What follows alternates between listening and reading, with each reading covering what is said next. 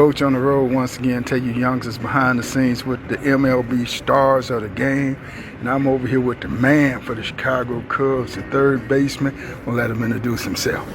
This is Matt Shaw with the Chicago Cubs, third baseman. Matt, where you from? From Massachusetts. So how Massachusetts boy wind up in the Chi? I just got, really blessed to be picked up by the Cubs in the draft, and, the rest is history. So, speaking of the draft, I used to coach high school baseball, coach college baseball, scouted for 5 major league teams. So back in the day, I was one of those guys responsible for guys like you getting to the big leagues. So what was it like for you to get drafted?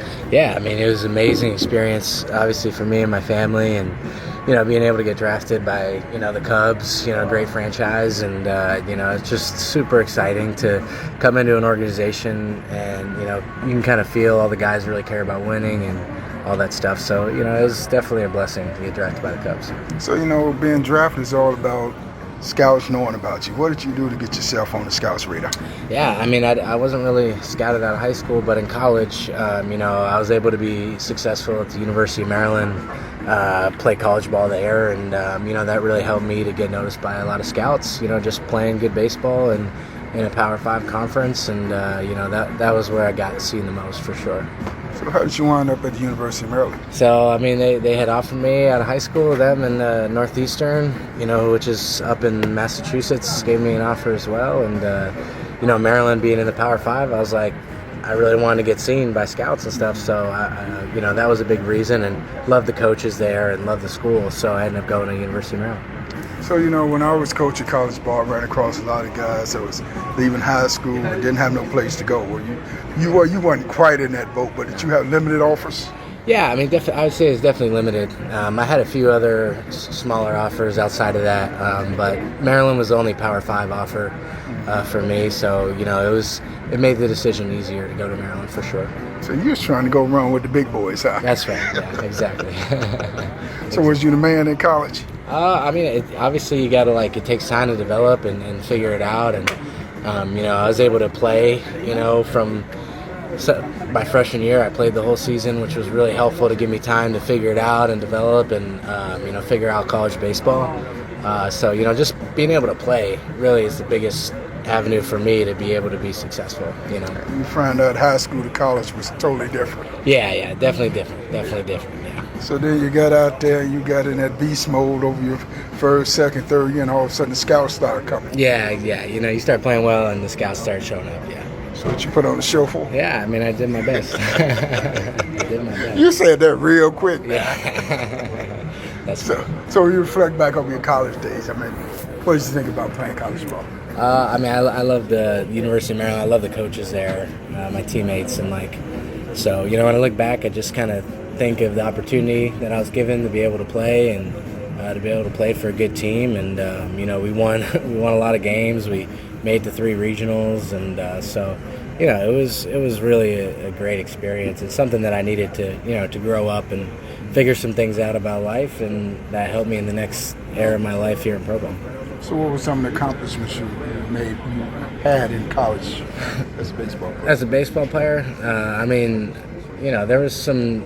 We hosted a regional for the first time in College Park at the University of Maryland.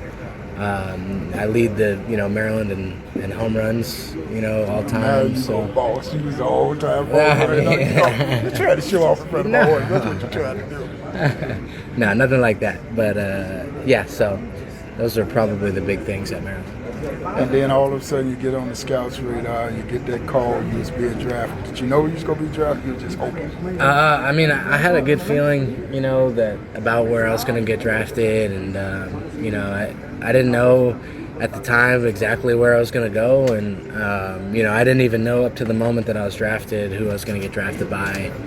So it was pretty exciting, for sure. What round did you get drafted? The first round. Oh, so in the hood, we say that got paid round. That's right.